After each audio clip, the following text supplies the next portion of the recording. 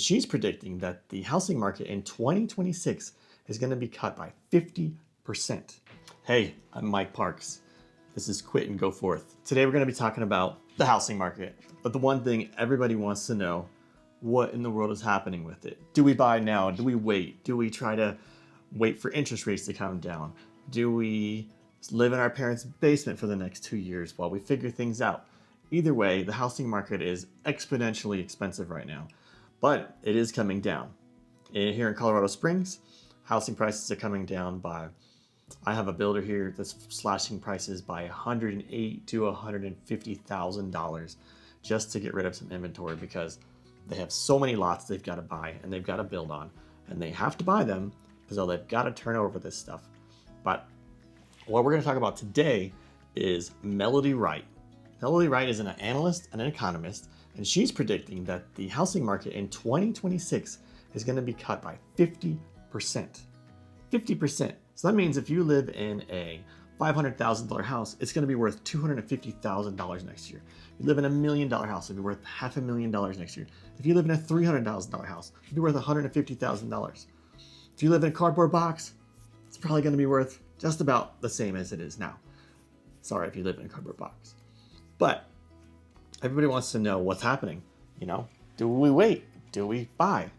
What do we do? The housing market is such a complex beast of a thing that nobody can predict it. And that's why we're going to be talking about what happens if it does get cut by 50%. Is that good for me? Is that bad for me?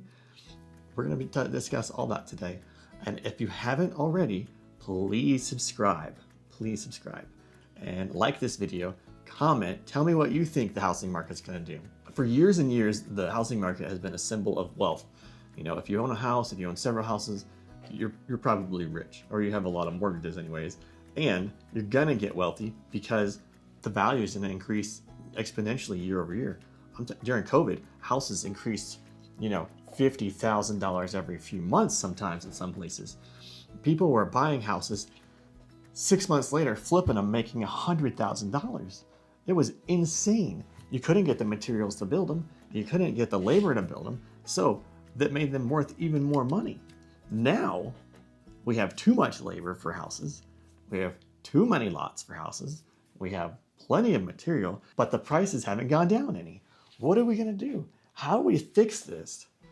Well, Melody Wright says it's going to go down by 50%. Is this a bubble that's going to pop?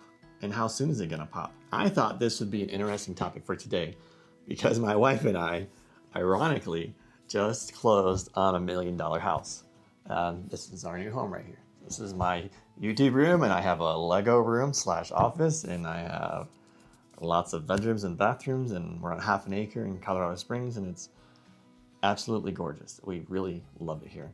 But if this prediction is true, our house will be worth $500,000 next year.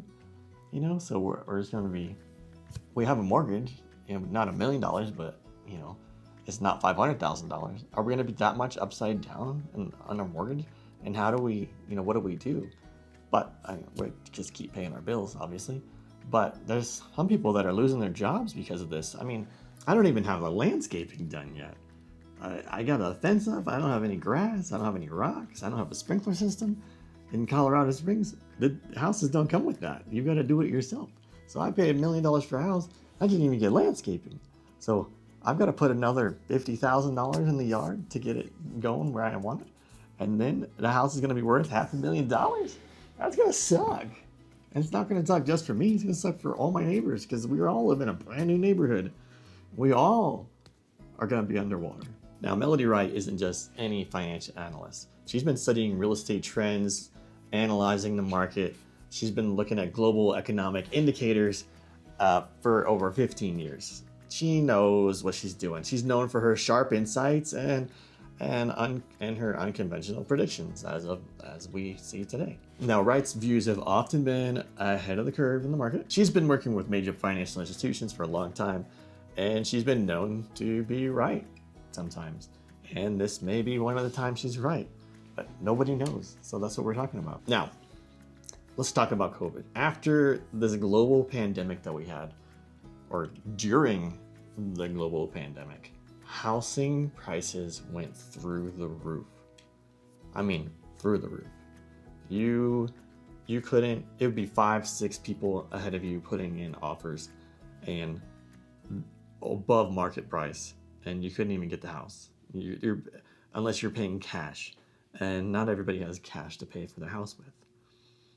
So if you weren't one of those lucky people that sold your house for a ton of money and you had all the cash to buy the next house, and you were gonna have to wait 30 days to close, people would accept someone else's offer that was probably higher and cash.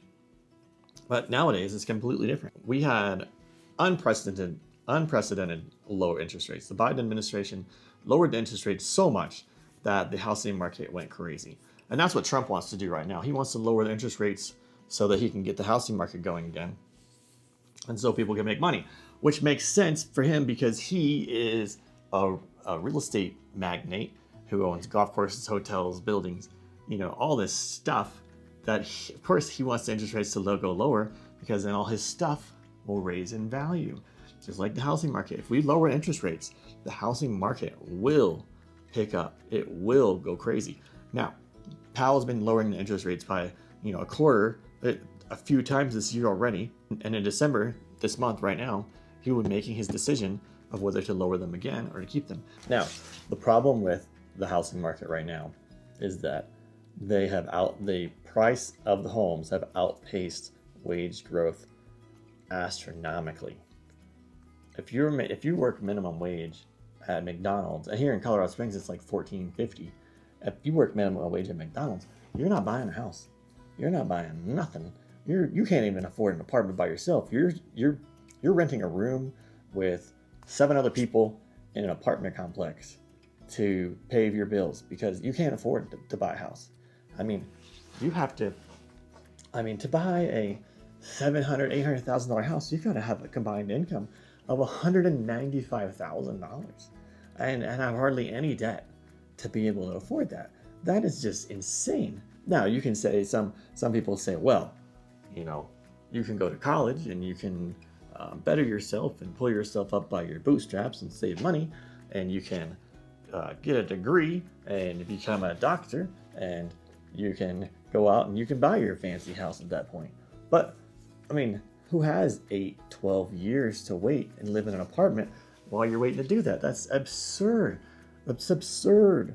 We really need affordable housing. Affordable housing, we're talking under $300,000 is what really need to be. You need to be even lower than that. But by today's standards, $300,000 or less would be incredible. Problem here in Colorado Springs is the lots are so expensive, the tap fees are so expensive, the permit fees are so expensive that by the time, before you even put a shovel in the ground, you're at $200,000. That's without building anything. That's just having a vacant piece of land, permit, and tap fees. So you can have water, you can go suck on the water from the street, you can poop in a pipe, and that's it. $200,000.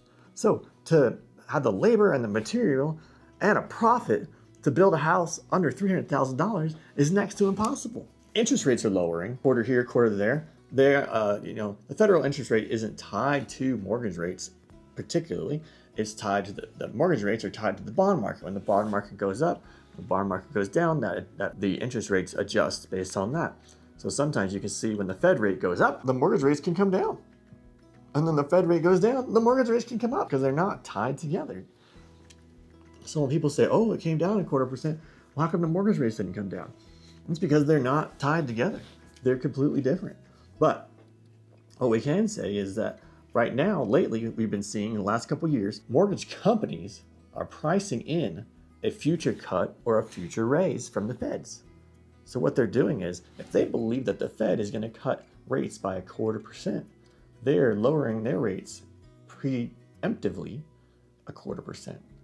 So you'll see if it's a 6.5% mortgage and they think that it's going to lower in December by 0.25%, they may lower their rates to 6.35, hoping that will pan out. Now, if they think the rates are going to go up, they're going to price that into their mortgages now because they don't want to get caught with their pants down. So if they think that the Feds are going to raise it by 0.5%, they're going to raise, preemptively, they're going to raise their rates by 0.5%. Now, Is this fair? No. But is this capitalism? Yeah. Is capitalism always right? Hell no. Nothing's always right. There's problems with every single thing out there. There's no real way to fix everything. No single president, no board of senators or congressmen can fix it all. No city councilman can fix it all. There is no way. This problem is so big, so complex. When you think you know the answers, it changes. Now, during COVID, rates were so low that people locked in rates at like 2% interest. Our interest rate here is like 6.06%. I do have a VA mortgage, so I get a little bit lower. But during COVID, people had their rates at locked in rates, 30-year rates at 2%, 2.05%, something ridiculous like that. And a friend of mine has a 2% interest rate. He's like, I'm never gonna sell. Why would I sell? I'd rent the thing out before I did that. He's like, that's almost free money, and I don't have to do anything for it. So people that are locked in at 2%, they are very, very reluctant to go sell their house, even if they have $200,000 or $300,000, $400,000 equity in it, and take that money and put it into another house that costs the same, is probably smaller, and now you have a 6.5% interest rate. Nobody wants that. Nobody wants to go from a 2% to a 6.5%. Now let's say the housing market does crash 50%. How is that good for me? How is that good for you? Well, good for us would be you could buy a house for 50% less than you could this year. But that's if you still have a job. Because most likely when the housing market crashes, the economy follows suit. And when the economy crashes, people lose their jobs left and right. When I lost my houses in Florida back in 08-09 recession, I couldn't go get another job because there were no jobs. I applied at hundreds and hundreds of places, and people would tell me, you're overqualified for this job. Like, well, yeah, but I need to feed my family.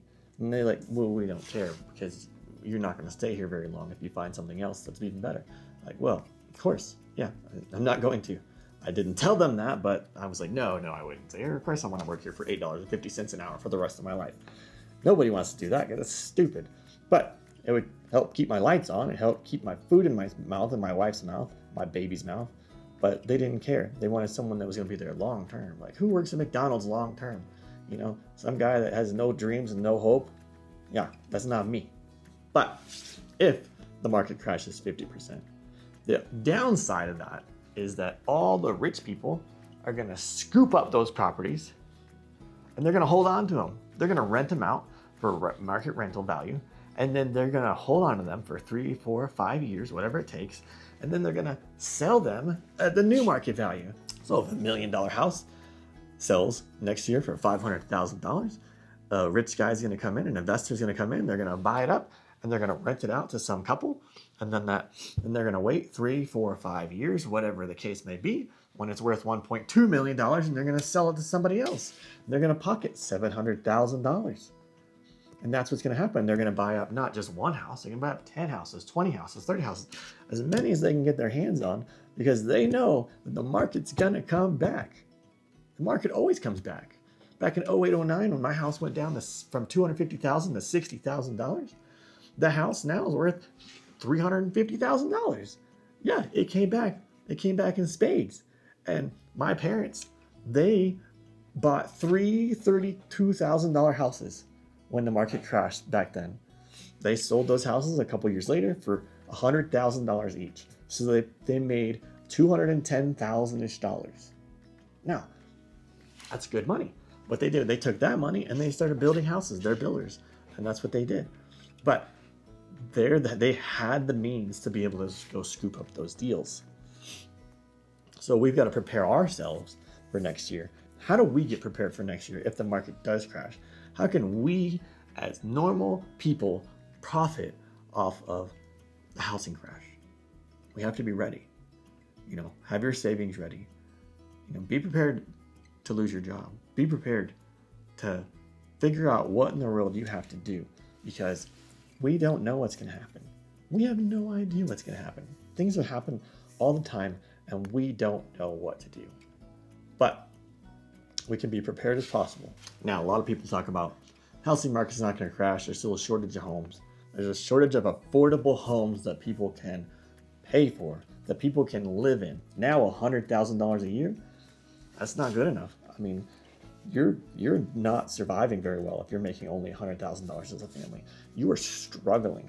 You are struggling. And trust me, I'm not saying this because I don't know this. I've lived this. I know this. I have people that I know that are fighting the same battle right now. We're like, how are we making over $100,000 a year?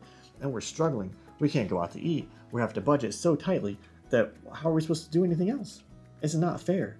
And you're right, it's not. Because everything has gone up astronomically. They say, oh, prices are down 1,500%. Well, if that's true, they're giving it away. Because they're not giving me eggs yet when I walk into the store. They're not giving me bread. They're not giving me milk. They're not saying, here, take all this. We got too much of it. It came down 1,500%. No, it's not true. Inflation is still there. Prices are still too high. People's expectations are too high. You know, you want a mansion for $100,000, that's not going to happen. For $100,000, you're going to get a literal tiny house. And you're not going to get any land with it. Because that's where we're at right now. But if prices do come down 50%, be prepared. Hopefully not to lose your job. You know, have your savings ready. Have a backup plan. Because nobody knows what's going to happen. I don't want you to be caught in the crosshairs of a market crash. Like I was. People talked about there was a bubble back in 08 and 07 even. And I was like, I don't know what you guys don't know what you're talking about. It's going to keep going up. It always goes up. Market always goes up. You know, I was young and dumb and in my early 20s. And guess what? It crashed, and it crashed hard. And people that were ready and prepared, they were able to scoop up houses. I hope it's not too late for you to get prepared. But be prepared. Stuff can happen. We don't know what's going to happen. It's unpredictable. All of it is. It really is. And if it crashes 50%, be prepared for that. If it goes up, be prepared for that. Just always be prepared. Hey, if you got something good out of this video, please like and subscribe. I'm Mike Parks. This is Quit and Go Forth. Take care.